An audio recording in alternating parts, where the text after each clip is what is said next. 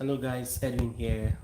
Welcome to my live chat. I think this is the first live chat I'll be having in a while. How you guys doing? I know so many of you ask questions about migrating to Australia and all those. So from time to time, I'll be doing kind of live chats just to get to I'll meet you guys the more and we have one or two conversation about you coming to Australia and actually what you want to achieve here. So how's it going? How's the festive period? I hope you guys are doing great. Yeah. So my name is Edwin. I talk about migration to Australia, and most of the times I talk on how pharmacists and other healthcare professionals can come live here in Australia. But this time around or recent time, I'm trying to see how I can talk about other occupation, other professionals that are not healthcare related, how they can come live and work here in Australia. My name is Edwin. I make YouTube channel, and I have to say in most of my videos that information provided here are just as a guide to you guys. So if you need to verify, you can go to the link attached to the various videos, so that way you're able to verify for yourself. So today I'll be answering some questions you guys have asked me on my channel. Someone asked, or someone wants to know the various pathways to come to Australia. So there are a lot of ways you can actually come to Australia. So you can come here through the student route. So you apply as a student. Maybe you want to come to do your master's degree, you're here to do bachelor's degree, or you're here to do your PhD. So you have to go through the student visa. That is known as Visa 500. And if this is successful, it brings you to come here and you know study in Australia. The good thing about Australia is at the end of your course, you're able to apply for post-study visa depending if you meet the eligibility requirement for your course. So that is it. So for the student visa, you have like I said, visa 500. So you come here as a student, you apply, and if it is successful, then you come to Australia to do your study. At the end of the day, at the end of your study, so you're able to apply for a post-study visa known as Visa 485 that will give you a further stay in Australia. So while you're here, you can, and you want to stay here permanently, you can look at other options of furthering your stay here in Australia. So that is one pathway of coming here in Australia through the student visa route. Another pathway of coming here is you coming through what is known as skill migration pathway. So I've keep all my videos most times I've been on the skill migration pathway. So you have various visa like 190 visa, you have 482 visa. So there are a lot of visa options you can actually use to come live here in Australia. And one of them is known as 190 visa. Is a state sponsored visa. So this visa allows you to come stay in that state and live permanently in Australia. But in most of the skill migration visas, there are eligibility requirements you need to meet. And first of all, you need to do skills assessment. Skills assessment is very paramount if you want to come to Australia. So what this means, skills assessment, is you are sending your degree, your certificate, probably you are providing evidence of employment to the assessing authority for your particular course. So they have to verify to see that your certificate is in line, or they can compare it to Australian standard. So at the end of the day, you are doing positive. It's really very good, guys, if you get positive skills assessment. So that is a way, a first step forward towards you coming here in Australia to live and work. So if the skills assessment is positive, then you have to go to the next step of writing English language. Some will require you to do English language test, before your skills assessment. So it depends on the body actually, because I know for pharmacists, if you're a pharmacist and you're coming here you want to come through the skill migration visa to Australia, the skills assessment is basically you passing your CAPS examination. If you pass your CAPS examination, which by next year is going to be OPRA, within a week or 2 weeks, APC, Australian Pharmacy Council, will send you eligibility letter to show that, or skills assessment letter that you can use to apply for other visas, a 190 visa to come here in Australia. So that is very paramount. So we keep saying skills assessment is very, very essential that you get your skills assessment done. So after you've gotten your skills assessment, you want to do your English test. Here you want to have a high score in English test. And as far as Australia is concerned, there are various English tests you can do. You can do IELTS, you can do PTE. If you're a healthcare professional, you can do occupation English test known as OET. So there are a whole lot. But for some reason, some people prefer to do PTE. I think they find it very easy. Myself, I did PTE most of the time, so it's very straightforward test to do. And you want to aim a point because Australian migration system is point based, so you need to aim for a high score. For PTE, if you're able to get 65 across the band, so you have 10 points. If you're able to get 79 across the band, so you get 20 points. And if you know what this means towards your immigration to Australia, then it becomes very important for you to work hard to make sure that you have a high score in your English test. So it's very it's very essential that we work hard to have a very high score, you know, towards we coming here or towards our immigration to Australia. So if you've gotten your English test, you've gotten positive skills assessment, I think that's all you need to do. So the next step is for you to do what is called expression of interest. You want to express your interest. If you watched most of my videos, you'll see a link that will direct you to the immigration website where you can actually do expression of interest. So expression of interest is nothing hard. It's basically telling you to the immigration wanting to know you more, so you tell them yourself and everything you have. You have to enter your degree, you also have to enter your English score and the rest. So at the end of the day, you are given a score, and that score is what you use to enter pool with other applicants or candidates who are coming to Australia. If you're coming to Australia through the skill migration visa, first of all, basically the first thing you need, that expression of interest is very important. So and once you have your expression of interest, the next thing you want to do is to see how you can boost your score. So there are points there that you need to do to boost your score. Your years of experience will be put into consideration. Your English test will be put into consideration. If you study here in Australia, you have point for that. If you study in a regional area in Australia, you have point for that.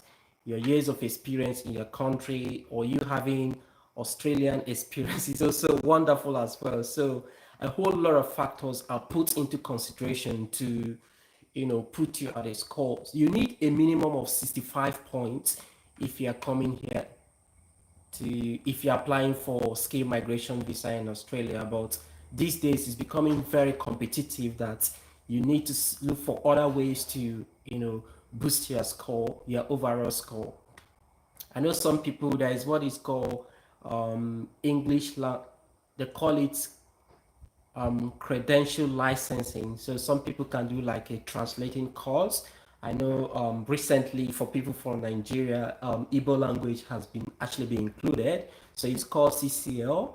If you go to the points system, expression of interest, you see that you're able to include that point if you've actually done the course. So what this means that people can actually sit for exam in Igbo language. I think it has to be transcribing Igbo to English, and if you're successful, you'll be able to get 5 points from that. So we are all looking for ways to boost our points. Like I said, the minimum score you need is 65. then if you're able to get 80, you have high chances of being invited. So the first thing you need to do, like I said, if you're coming here, for those of you joining me for the first time, the first thing you have to do is you need to, do skills assessment. You need to sit for English test. Then you need to create expression of interest.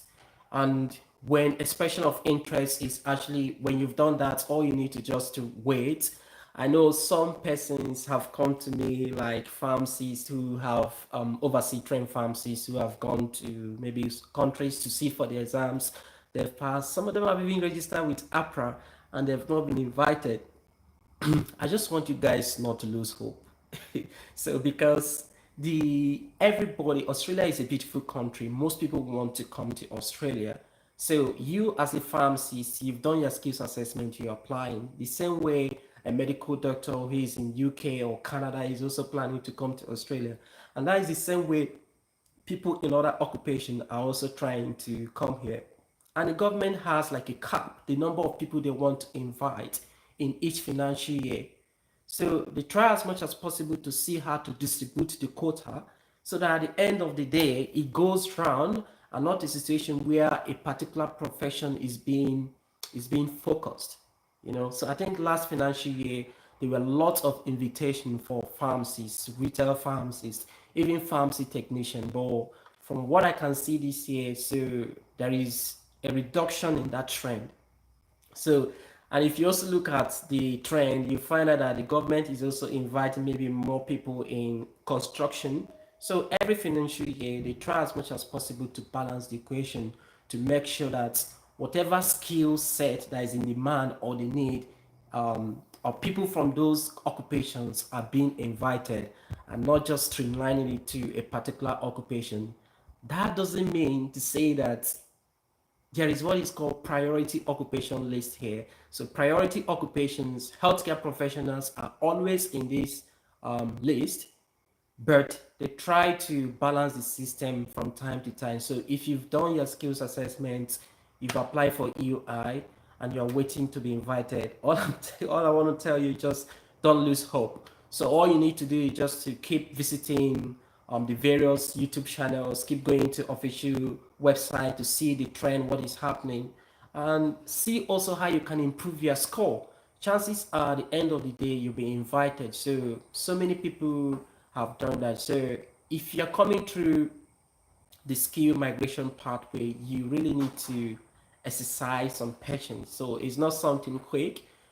It might take a short time for some persons, but for most of people that I know, it takes a long period of time for you to actually do all of this documentation, create your expression of interest, for you to be invited, applying for your visa, and you waiting for your visa to approve to come and live in this beautiful country. So it takes a long period of time. So just exercise some patience. So that is for skill migration visa 190, 491, which most pharmacists are eligible for. And there is also a federal one, which is known as 189, which you can actually apply if your course is eligible for that particular visa. So I keep dropping link in most of my videos. So if you go to skill occupation list, Australia, if you Google skill occupation list, you see all the occupations that are needed here in Australia. And by the side, towards the right hand side, the column, you'll see the type of visa you're eligible to apply. So if you're eligible for 189, that means the federal government can invite you to apply for visa. So that also means you can also be eligible for 190, which is state sponsored visa. You could be eligible for 491, which is a state sponsored regional visa. So if you've explored the option of skill migration through 189, 190, 491, and you've not been invited, another option you could explore is you going through the employer sponsored visa known as visa 482. So what this visa does basically is it gives employers here in Australia who are not able to source local applicants or local laborers, employees, to look outside the four walls of Australia to invite people who are overseas to come live and work here in Australia. I know pharmacists who have come to Australia through 482 visa. And a good thing about 482 visa is it's not a visa that is locked. I think in recent changes, you can transit to becoming a permanent resident after you spend some years on 482 visa. So how this happens is the employer needs to nominate you, and when the nomination is being approved, so you are invited to apply for visa. And once the visa is approved, you come do your internship here, get to become a general pharmacist. Then while that is ongoing, so you also have your expression of interest in the pipeline. So chances are that as you're applying for your 482 visa or you've arrived in Australia through 482 visa, your employer can actually, the skill migration visa you apply or you're waiting for can click, and that way you become a permanent resident. So we really need to explore all the options if we are coming to Australia. So, and one thing I have to say is that you need to exercise some patience. So you need to calm down, you need to relax your nerve. It's not something you just want to do within 1 month. It takes time. Like I said, it could take a short period of time for you, but most times if you go to the immigration website, you see the wait time for various visas, and you find out that some people are waiting for 9 months, 10 months. These are people who have been invited, that have applied for their visa, so they're waiting for their visa to be granted. We're not talking of people who are still at the stage of expression of interest. So you are just expressing interest, you've not been invited. Another thing we need to know here, if you're coming to Australia, that is very important, is apart from the expression of interest, which is central for Australian immigration, some states will require you to do ROI, what is called registration of interest.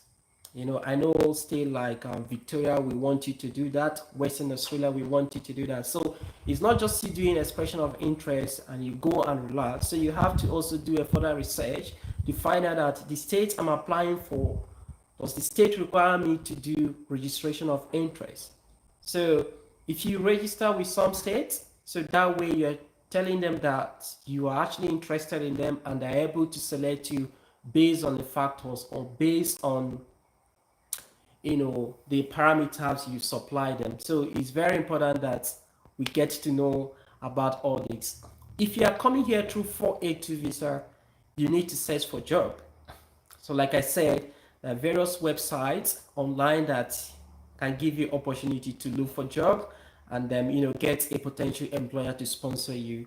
And one of the websites or the job seeking website we use there in Australia is Seek.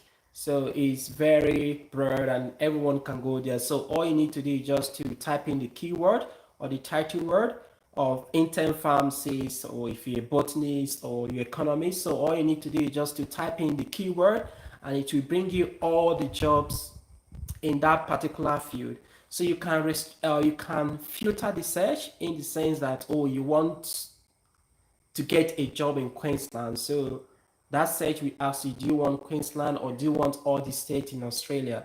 But if you're overseas, I will just, if I'm doing the search, I'll put all the states in Australia. So that way you have multiple options to choose from. And then when you're applying for job, you also have to look at the job description. Because you're overseas, because you are based overseas, there are some job that we state even at the point of application that these jobs are for people who are based here in Australia. And some we also indicate, a step of sponsorship that people who are overseas can apply. So just go through the job description and know what that actually require you to do. So some job we want an overseas candidate, so and that would be the best option for you. So all you need to do is to apply for it and then wait for outcome. Apart from Seek, you also have Indeed. It's it's another wonderful website that overseas workers or people who want to come to Australia can explore. So you want to use Indeed to look for job. Another incredible website that people who are overseas can use to look for job is known as Jora. So just like Seek and Indeed, all you need to do is just to type the key word, intern pharmacist or medical laboratory scientist, You can filter it to know the particular state you want to go to, or if you're not interested in going to any particular state, you can just choose the whole of Australia and it will give you all the jobs in that particular area. And like I said, you have to look down or you have to read to know what the description of the job is all about. If the job is meant for those who are based here in Australia or those who are overseas can actually apply for it. Then you also have Health Workforce. You also have Health Link. So these are potential websites that people who are based overseas that want to come to Australia through 482 visa can actually apply. You have um, yes, so there are lots and lots of um, websites that can actually help you to come here. Then apart from these ones, like I always say, I keep telling this especially to pharmacists because I'm a pharmacist. I keep telling you guys that we don't necessarily need to wait for the employers to apply or advertise for the job on this job, advertising websites. So some of them do actually need candidate. They do actually need intern pharmacists to come here, but maybe because of time or some other reasons, they don't want to advertise on these platforms. So basically, what we try to do is just to, if you know the name of the pharmacy or you know the name of the organization, you can just type it in, get their email address. All you need is just to get the email address of the recruitment department. So you can draft your cover letter, you draft your resume, and then forward it to them. Tell them, I give instant with pharmacist, your overseas trained pharmacist. You have the relevant experience. You just want to construct image. You want to construct a very catchy message. You also want to make sure that your cover letter is also catching as well. And you send it to them. And that way they might be interested. And the next thing they do is just to, call you up for a Zoom interview. And yeah, the step we just get started. So not just seek Indeed, Jora, Health Link. There are platforms that these are the major platforms you can actually use to apply for job or that can make you, get nomination or sponsorship to come to Australia. We can actually go beyond this by getting the email link or the email address of all of these organizations, pharmacy outlets. If I'm to be overseas and I've passed my exams and I'm looking for job, so basically you can just Chemist Warehouse in Queensland or Chemist Warehouse in Victoria, Chemist Warehouse in Western Australia, get their email address and then send message to as many as you could. You could send up to 20 or 30 messages in a day, in a month, and chances are that one of them will reply you. And again, don't be deterred when you get rejected. So you send hundreds of messages and 90% are out negative. So you don't have to be discouraged. So keep sending until that particular employer that needs you will actually call you for interview. So this process is becoming competitive at this stage. I just want you guys to know that a lot of persons are getting to know about Australia, and Australia has like a quota, the number of people they want to invite in a financial year, and once that quota is exhausted, they can't go above it. And you have so many persons, coming to Australia. So at the end of the day, all we need to do is just to make ourselves competent. We need to boost our score so that when the portal is open for invitation, we are being invited to, apply for visa that will bring us here in Australia. Australia, I have to say, I've been here for some years now, and I must really say it's a beautiful country. The security system here is something to write home about. So the economy is very stable, is very good. And if you happen to be working in your occupation, that is fantastic. So I encourage people who would like to, migrate overseas to come to Australia to use this wonderful opportunity and then, see what to do. Like I said, we are beginning another year next year. So you want to, take the bull by the horn. You want to make sure that, you're able to actualize what you hope to actualize. So don't get discouraged along the line. Something happened, you've tried English test, it's not successful, or maybe the skills assessment came out negative. You apply for job, and the employer, is the application is unsuccessful, and you are deterred. I don't want you to be discouraged. I want you to see those things as catalysts. I want them to see them as fuel that will prepare you, to like ginger you to do more, to work hard, to come here to Australia. I would take for instance PTE. You need to have 65 points. You need to have 65 across the band to have 10 points. You need to have 79 across the band to have 20. Some persons have done this exam several times. They are determined, I want to have 20 points. And you see them, working hard, reading, joining study groups, subscribing for various classes just to get this actualized. So what I'm trying to say is that it's just a way of encouraging you guys not to lose hope. People that have started the process, if you've created your EOI and you've not been invited for some time, you also want to see how you can improve your score. Like one way of doing this is by, if you've not gotten 20 points in English language, you want to, see if you could sit for another English test that will give you 79 across the band in PTE, probably 8 across the band in IELTS, and that way you're able to get 20 points. So you have to look for ways of you having more points, and that way you're able to actualize your dream. So guys, while making your resolution for the next year 2025 that is around the corner, I want you to put this as one of the points you're going to work on in this in the next year or the next financial year. You want to work hard to see how you can improve your point.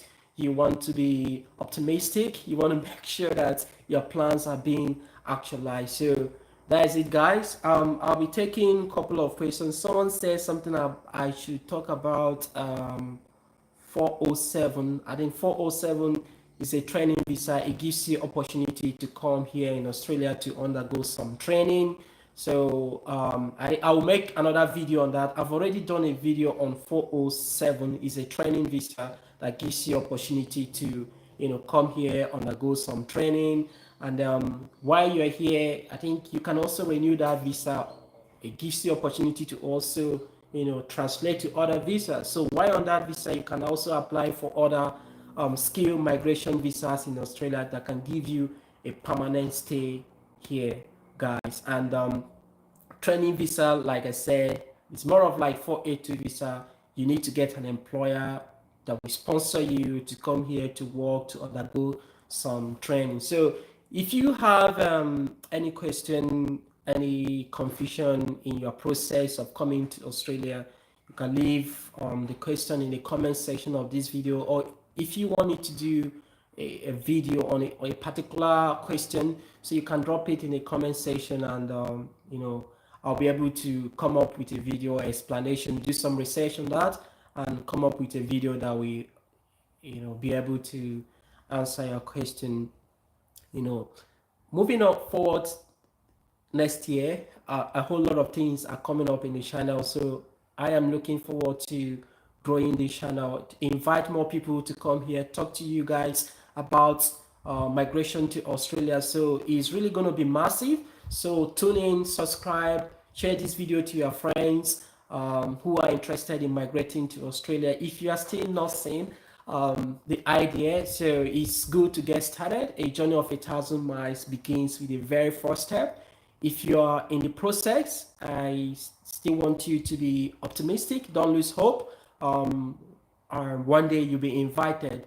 So next year, which have already started, so I'll be talking about other occupations, how other people can come here in Australia, to live and work. Sometimes when you talk about Australia, some people will think Australia is only meant for healthcare professionals. Maybe Australia is meant for doctors, pharmacists, medical lab scientists. Oh no, these are the people that can come, live here in Australia. That is That's not true, actually, because Australia is a beautiful country, and it requires people that have different people that have different skill select to actually come here. If you go to the skill occupation list, you will see a list of occupations that they actually want people to, that Australia actually demand, So that is to say that Australia want people from different occupation or different professionals, healthcare professionals inclusive. Last time I made a video on how carpenters can come to Australia, and you ask yourself, so Australia can actually accept carpenters? So at the moment, Australia is in high demand of construction workers because there are a lot of development happening here. A lot of construction work is going on. The population is increasing. More houses, more construction is ongoing. So at the moment, a lot of construction workers are needed, and even some states have prioritized construction workers in their priority list. So what I'm trying to say that no matter the skill set you have, as far as in the skill occupation list in Australia, you can actually come here to live and work. So all you need to do is just to do what other people are doing. So if you're in trade occupation, you're a carpenter, you're a bricklayer, you're a carpenter, you're a bricklayer, plasterer, you know, you're a plumber, name it, electricians, all of these trade occupations are highly in demand at the moment in Australia. And it's still the same process through which pharmacists will come here that you guys have to go to. So basically, you need to do skills assessment. And once you pass your skills assessment, you want to get your English test and also apply for expression of interest. And so that way you're able to, come, live, work here in Australia. So I've explored everything you guys need to know as far as this thing is concerned. So if you have any question, I'll just leave maybe a few minutes. If you have any question that you really want me to touch, just let me know and I'll get back to you guys.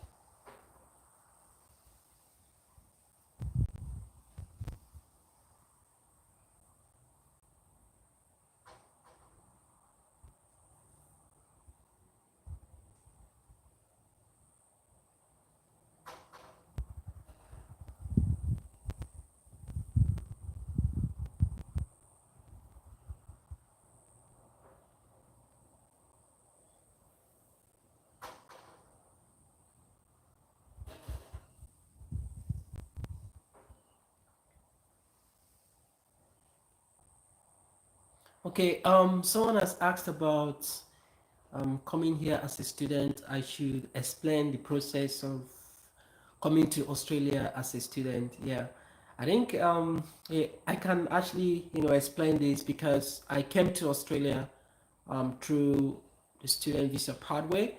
So it depends on the course you want to study in Australia. So if you're coming through the bachelor level, or if you're coming to do your masters, or if you're coming to do PhD, so you need to apply for visa. I think the visa is known as visa 500.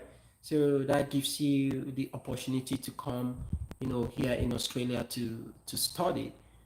First of all, you need to get an agent that will help you with the application process. I'm not referring any agent to you, just like I always say in my videos. So you need to find someone who is reliable in where you are staying that will help you with the application process. So as far as student visa is concerned, your agent will put you through on what you need to do with your student visa application. First of all, you want to gather document, you want to get your university degree, you want to write statement of papers telling the university why you want to do that particular course. And then you also need to do some eligibility check.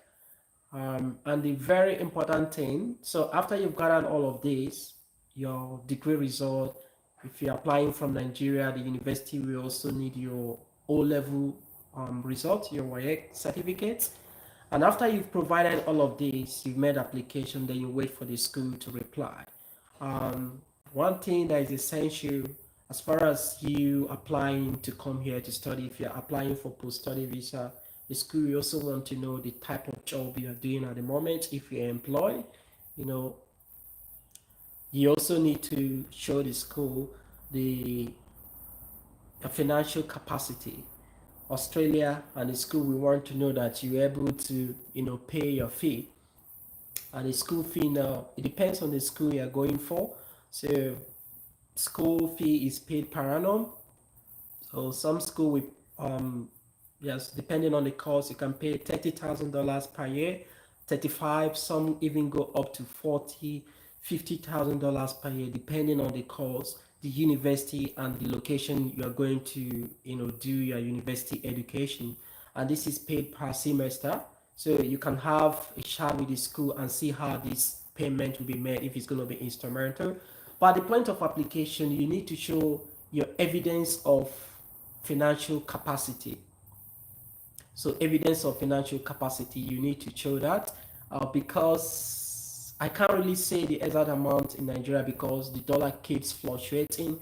But the evidence you are going to show to support your financial capacity if you're coming here to study, we need to put into consideration your first year school fee.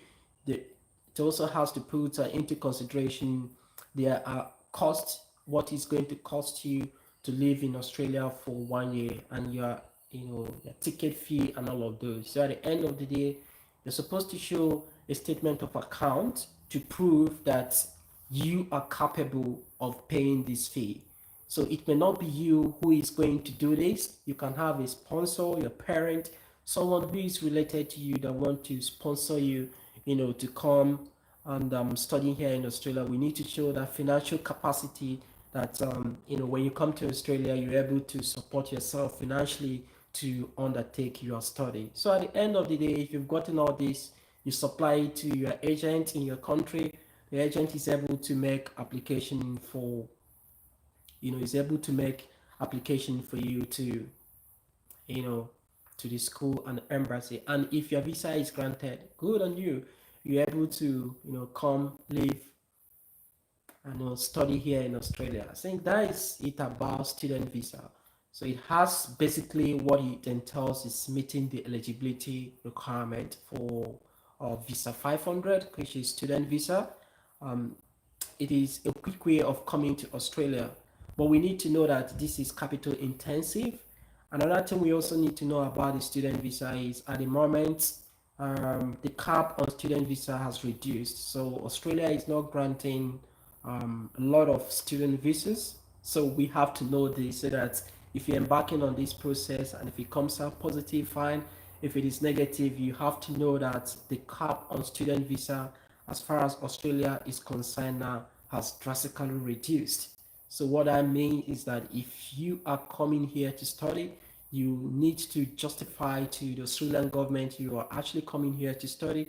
You also need to show that financial capacity that yourself or your parents, your sponsor, capable of sponsoring you to, come and study here in Australia. And the good thing about the student visa is eventually when you've arrived to Australia to study as a student, you can actually work 20 hours in a fortnight.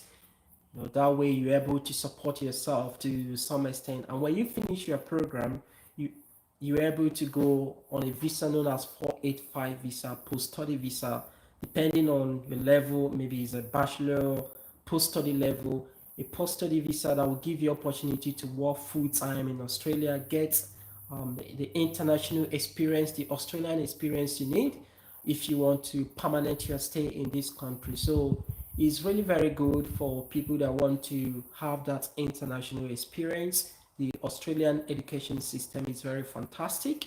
If you want to explore this option, then student visa is going to be that pathway for you. And like I said, student visa pathway is capital intensive, and at the moment the government has actually placed a cap on that. So what I mean is that not a lot of student visas are being granted at this stage. But if you feel you have that financial capacity, and you're able to justify to the university, to the Australian government that you're a genuine student, you can go for it. Some student visas are still being granted, but if we're looking at it on a percentage, compared to what it used to be maybe 2, 4, 5 years ago, we say that there has been a reduction in student visa grant in Australia, and generally speaking, even there has been a drastic reduction in the number of people who are applying for Australian student visa at the moment. So that is it, guys, on the student visa. I hope I've been able to answer your question on the student visa. And maybe if you need further explanation, if you want me to talk more on that, I'll just suggest maybe you can chat me on Instagram or drop your question in the comment section, and I'll be able to you know answer your question for you. What other question do we have here?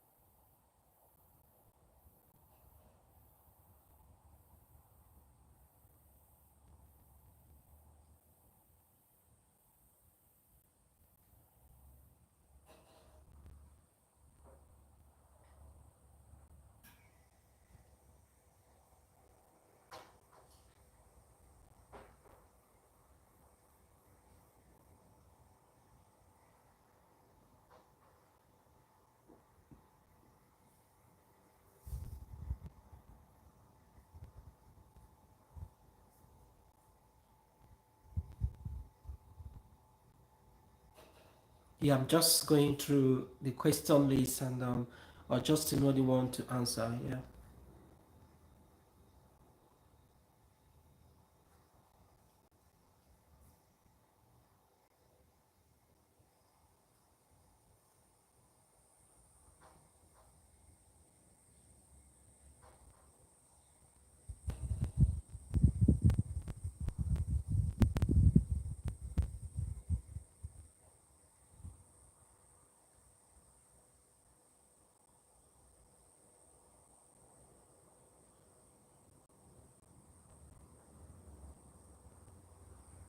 Okay, I think someone has also asked the question.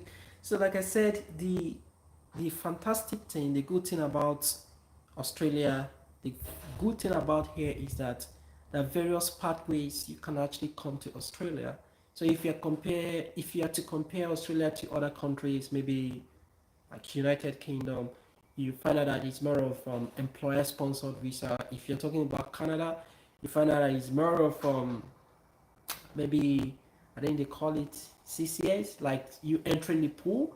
But as far as Australia is concerned, there are several pathways you can actually come to live, work, study, whatever you want to do in Australia. There are a lot of pathways that can bring you here. Like I said, one of the pathways is the student visa pathway. You're coming here to study, and once you complete your study, you are given a post-study visa that will give you opportunity to have international experience here. You know, be able to interact with people of Australian community, and you can permanent your stay if you want to stay back in Australia. So apart from that, there are other pathways, lots and lot of pathways. So the skill migration pathways, the 190 visa, which is sponsored by the state. You have the 491 visa, which is also sponsored by the state, but this one is you have to be based in the regional area. You have 189 visa, which is sponsored by the federal government. You have employer sponsored visa, visa 482. You have 494 visa. You have 407 training visa. So there are a lot of ways you can actually come here. But like I said, the first thing if you're coming here is you want to do eligibility study. You also want to do like a sort of visibility study to know the pathway that suits you most. So someone can come here through student visa. It doesn't mean that that is the only pathway one can actually come here through. So there are a lot of pathways. So all you need to do is just to study yourself, do your research, go through the government website. You can even visit an immigration lawyer, and that way you're able to narrow down these pathways to the one that will suit you to come here in Australia. So at the end of the day, you'll be able to narrow it down to a particular one that is going to favor you more when you start on that process. So it's very good. You have several options and not just one option. So what that means is that we're able to explore these options and then see how we can come and live in this beautiful country.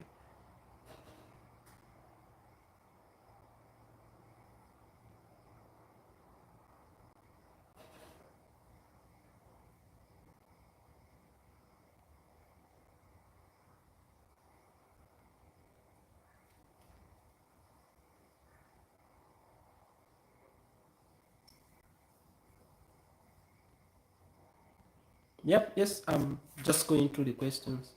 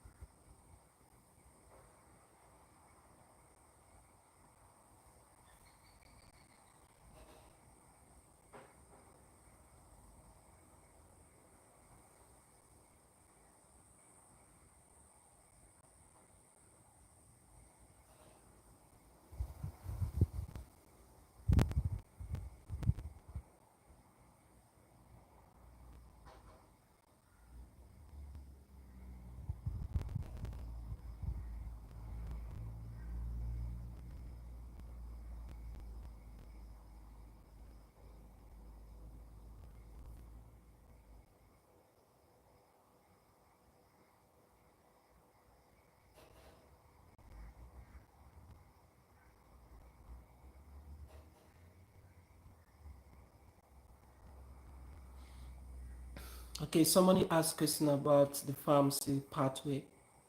So for pharmacists, the CAPS exam, like I said in my previous video, is going to change next year.